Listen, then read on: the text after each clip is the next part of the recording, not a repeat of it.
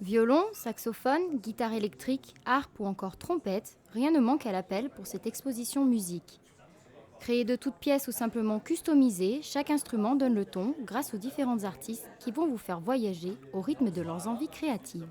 Je fais de la peinture, de la sculpture, mais de la résine, c'est un travail qui est tout nouveau. C'est-à-dire que ça peut-être, ça fait 1 an que je travaille les résines maintenant. Et voilà, ça m'apporte beaucoup de joie parce que c'est très spontané. On n'a pas le droit de revenir, on ne peut pas revenir sur la résine. La résine, c'est définitif. Enfin, ce type de travail en tous les cas. Donc, ça me demande beaucoup de concentration et beaucoup d'engagement, quoi. Cette pièce est une trompette faite au crochet avec un fil d'or, un fil d'argent et un fil de nacre.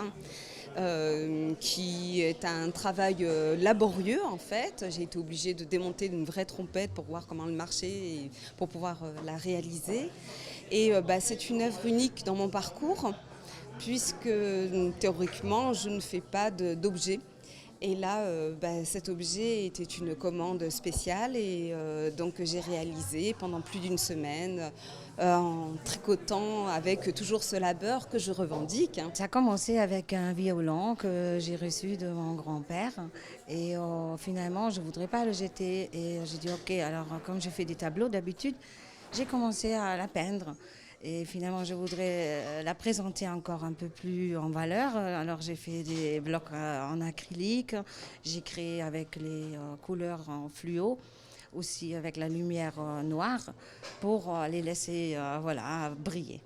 Pleine d'énergie et de bonne volonté, Bettina Maschmeyer reverse l'intégralité des fonds récoltés à son association Bettina for Kids lors de la vente de ses créations.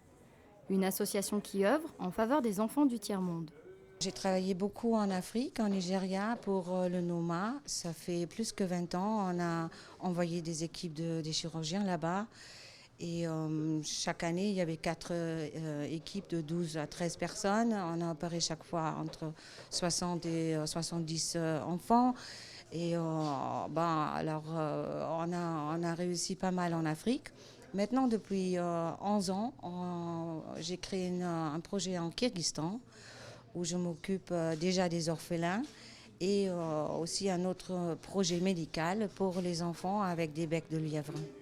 Et pour recruter ces talentueux artistes, Jean-Claude Chartier, le directeur de la galerie, doit faire son choix parmi de nombreuses demandes.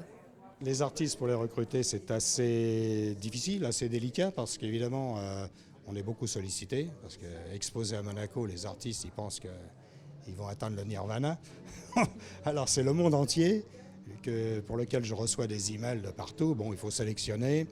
Je préfère garder des artistes qui sont proches de Monaco, d'une part, ou de Monaco même, et au mieux de Paris, bon, comme Daniel qui est originaire de Paris.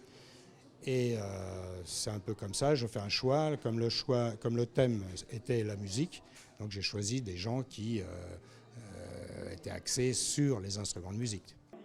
Un vernissage qui s'est déroulé en musique avec un fond sonore de premier choix grâce au duo d'exception Sophia Spiri, altiste, et David Lefebvre, premier violon soliste de l'Orchestre Philharmonique de Monte-Carlo.